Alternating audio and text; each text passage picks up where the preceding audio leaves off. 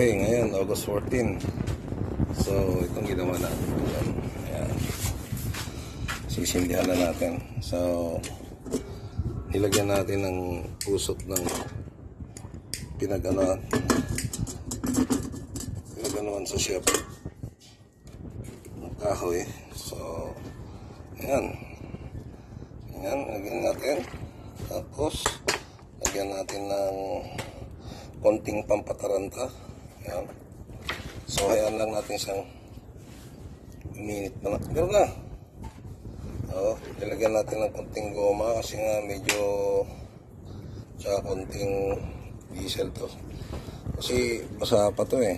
Basa yung loob niyan. Hayaan lang natin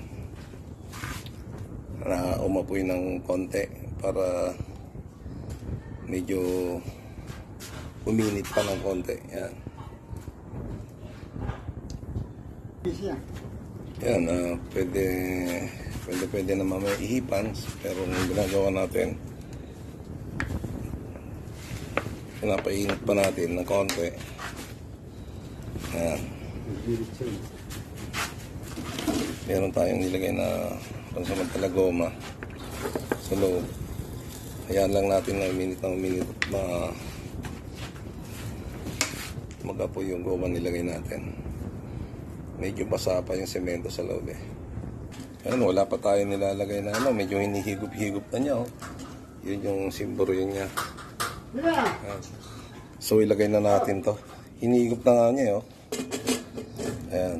O yun, pusa niyang hinigop. Oh, grabe. Grabe ang apoy niya oh. Hindi nga natin inihipan na. Diretso ng higop. Oh, talaga naman. Tumutunog pa. Oh. Diba? Yan. Okay. Success yung ginawa natin na pulong dito.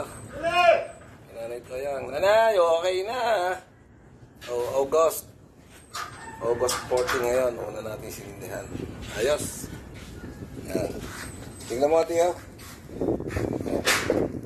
Ano masasabi mo? Uy, ano masasabi mo sa apoy niya? Ayos ba? Ha? Ayos ba? Hindi natin inihipan yan, di ba? Maganda ba? O masyado yata malakas. Ayan o, success. Mas maganda to kung ano, meron mamaya pag mainit na to, meron tayong kabalihubuan. Ano sa tingin mo? O, ano sa tingin mo? Success eh, oh! Oh, linggo pa daw. Sa linggo. Promise yan, ha? Okay na, oh. Ayos!